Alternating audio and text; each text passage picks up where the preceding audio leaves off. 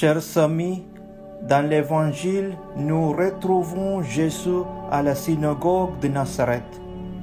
C'est dans ce village qu'il a passé toute son enfance et qu'il a exercé son métier de charpentier. Tous le connaissent bien. C'est là qu'il va lire un extrait du livre d'Isaïe qui résume toute sa mission. L'Esprit du Seigneur repose sur moi. Il m'a envoyé porter la bonne nouvelle aux pauvres, annoncer aux captifs la libération, annoncer une année de bienfaits accordée par le Seigneur. Et il ajoute, aujourd'hui s'accomplit ce passage de l'Écriture que vous venez d'entendre. Saint Luc précise que tous lui rendaient témoignage, et il s'étonnait du message de grâce qui sortait de sa bouche. Il arrive parfois que des homélies soient aussi remarquées.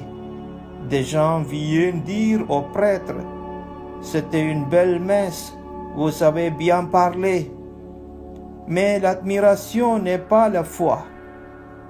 Nous le voyons bien dans l'évangile de ce jour.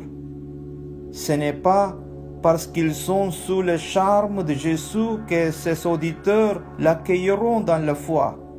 Pour eux, il n'est que le fils du charpentier. Ces réactions de Jean de Nazareth sont très éclairantes pour nous aujourd'hui. Ce qui est en cause ici, c'est la foi.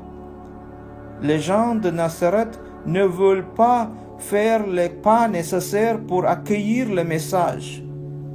Pourquoi? Parce qu'ils réduisent la bonne nouvelle, l'évangile, à des enseignements seulement, à des lois et des préceptes comme ils sont habitués de le faire avec leur écriture. Or, la loi nouvelle qu'annonce Jésus est au-delà des normes et des obligations auxquelles ils sont habitués. Elles sont la loi de l'amour. Les disciples de Saint Jean les comprendront très bien lorsqu'ils écriront dans une lettre qui nous a été conservée. Celui qui n'aime pas n'a pas connu Dieu, car Dieu est amour.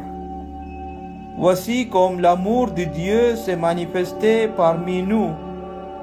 Dieu a envoyé son Fils unique dans le monde pour que nous vivions par lui.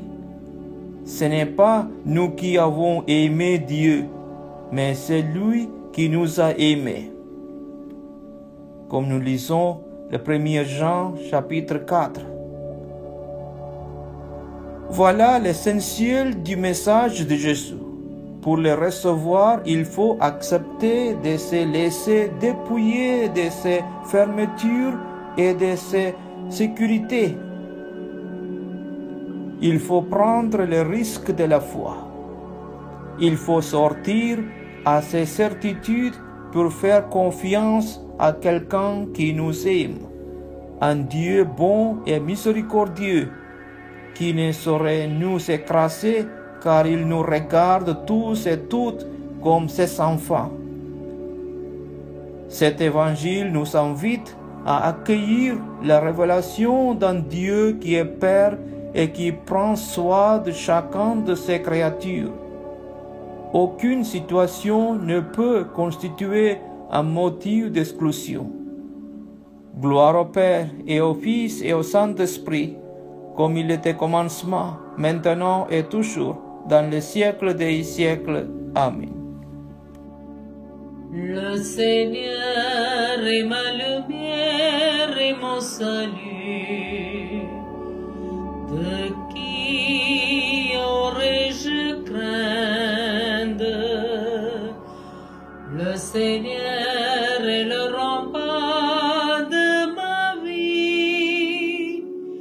Devant qui tremblerai-je?